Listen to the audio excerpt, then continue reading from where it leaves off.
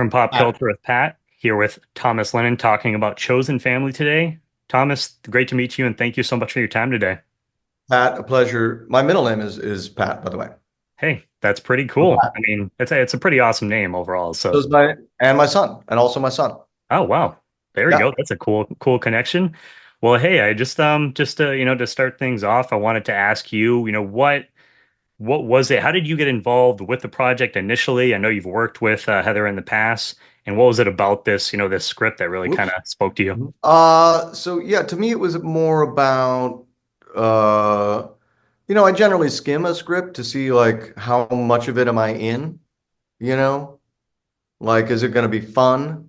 And do I get to wear cool stuff and what that's gonna be like um and it all seems fun. And then they cast Odessa Ray as playing my wife in the picture, which is fun, except she's substantially taller than me.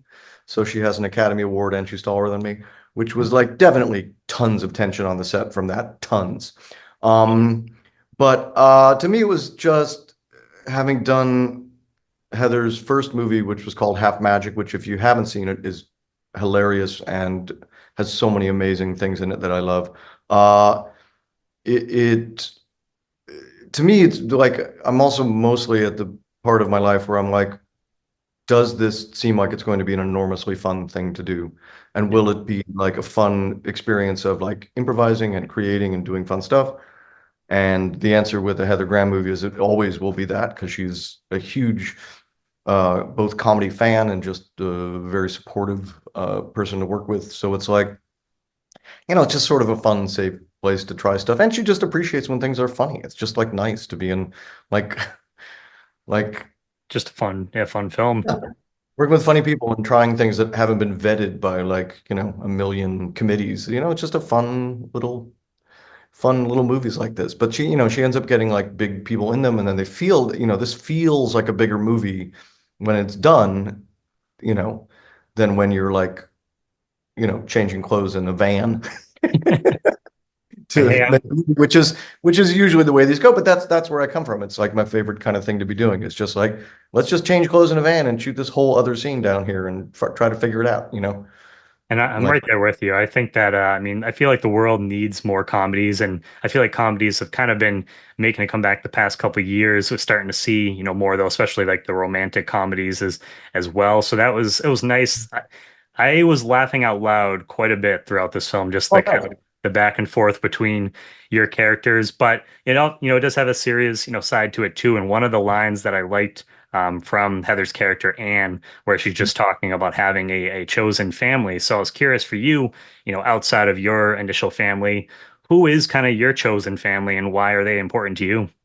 That's such an interesting thing. Yeah, there's two the main family that I probably joined and we still interact exactly like a family. And I mean that probably in some of the ways that are great and some of the ways that are um, uh, intense is my comedy group, The State, so The State uh, got together. And from that group is Ken Reno and David Wayne and Michael Jan and Kerry Kenny from, half of the people from Reno 911, the whole comedy group Stella, the whole Wet Hot American Summer, 13-ish movies that Ben and I wrote together. Like, we became definitely like a sort of a chosen family. And to the point that I've actually spent more time with that comedy group than I've spent with my actual family by far, like I mean, because the States, so yeah, we got together fall of 1988.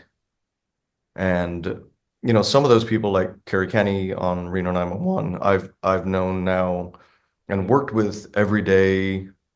Carrie and I actually met before we started NYU in 1988. So Oh, we went to theater camp at Northwestern in 1987. So I've known Carrie since I was about 16 years old. And we're right now working on a new show for Fox. oh, So wow. we've been basically working daily, Carrie Kenny and I, since some version of working daily every day since 1988 for sure, and probably a little bit before that. So you got to also be very careful who you choose as your chosen family because Oh yeah. sometimes yeah, it'll go way longer than you expect Yeah, if and you're doing it right. Yeah. that's so, I mean, it's so cool that you guys, have that, relationship with each other. And yeah, I know you, like you said, like you had the good and the bad, but just to be able to, to work with someone and know them for that, long, that doesn't happen. Oh, sure. I mean, it's fascinating. Like, Ken Marino from the state. I've been to the emergency room in my entire life 3 times total, but twice it was Ken Marino that brought me there. Oh, wow. I mean, it's good to have someone like that But in those you got to have some situations. folks around like that. Yeah. Yeah, Good to have exactly. Ken Marino around. Yeah. And as far as working again, with Heather as both, an actor and a director, I'm just curious, for you, what makes her stand out as a director for you, overall? I find that she directs the way a lot of like the best directors who I've worked with, which is like she doesn't really direct me that much. Like uh basically if you're there, it's sort of presumed that you'll probably be, like Clint Eastwood doesn't tell you anything, you know? And Christopher Nolan does not tell you something about like, hey, here's what this should be like. And it's like it's just like, can you create an atmosphere where people are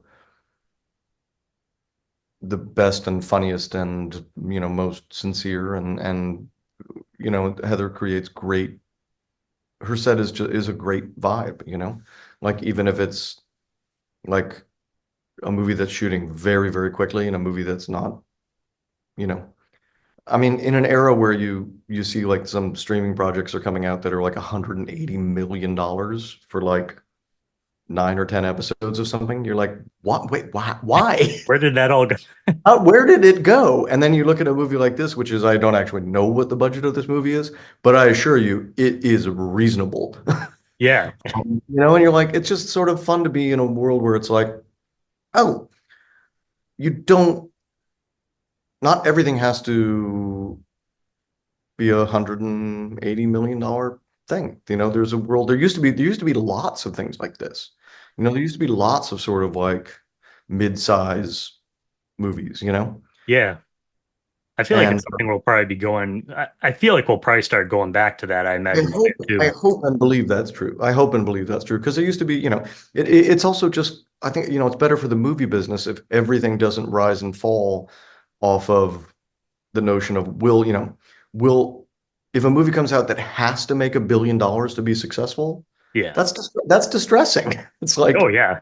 it's really distressing. It'd be great if there's some movies that could come out that can make less and still be a success, because they didn't like every eyeball on the planet and in 9 countries, you know, when you're making movies that literally have to appeal to every adult human, that's It's tough. that's a tough it's a tall order.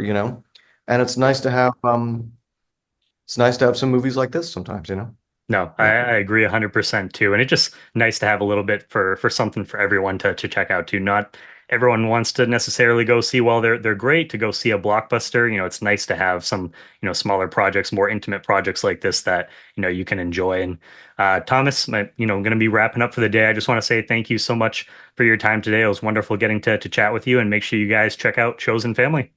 Always a pleasure, Pat. Thank you. Have a good one, guys. The green screen. It's tight.